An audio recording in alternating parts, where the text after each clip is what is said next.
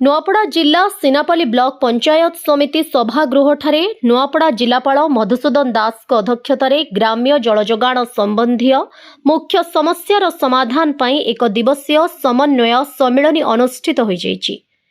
आगामी ग्रीष्म ऋतु को दृष्टि दे लोकंकु जेभली जलजोगाण रे अवहेला न हेउ, लोके जेमिति जल कष्ट न भोगंतु से नै सम्मेलन रे विशेष आलोचना करा जायथिला।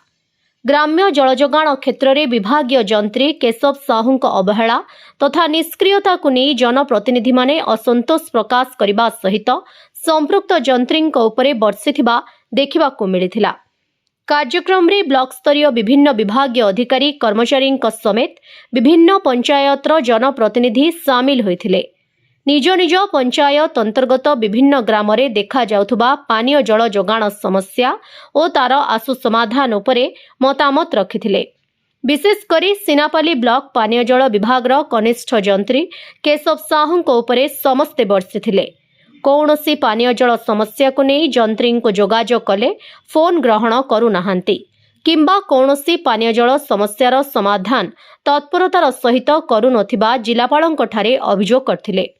पानीय जल विभाग एक गुरुत्वपूर्ण विभाग होइथिबा बेले जंत्री विरुद्ध रे एभली अभियोग को नहीं जिलापाल जंत्री को तागिद करथिले। उक्त सम्मेलन में जिलापालंक समेत सीनापल्ली ब्लॉक अध्यक्षा माधुरी माझी, उपाध्यक्षा मीना घिबेला, बीडीओ कर्मी ओराम प्रमुखों समेत जिला स्तरीय विभिन्न विभागीय अधिकारी एवं ब्लॉकर समस्त विभागीय अधिकारी उपस्थित रही आलोचना रे अंश ग्रहण करथिले। जेहेतु ग्रीष्म ऋतुर प्रभाव अनुभूत होती आम योजना करूँ प्रति ब्लॉक को जाकरी पीआरई मेम्बर सहित आलोचना करी जो जल क्लिष्टता अच्छी तार दूरीभूत करूँ तार निराकरण करूँ। प्राथमिक अवस्था आम आज सीनापल्ली ब्लॉक को आसीलु समस्त सरपंच समिति सभ्यों उपस्थित आम आलोचना कलु जहाँ जहाँ समस्या अच्छी केमी आशु समाधान करा से कथा आलोचना करागला एवं गोटे व्हाट्सएप ग्रुप कलु जो ग्रुप रे सब पीआरआई मेम्बर रहिबे, जिला प्रशासनिक अधिकारी रहिबे, आरडब्ल्यू स्टाफ रहिबे, कॉन्ट्रैक्टर मान रहिबे जो माने मेंटेनेंस पई अनुबंध होइछिन 5 वर्ष पई।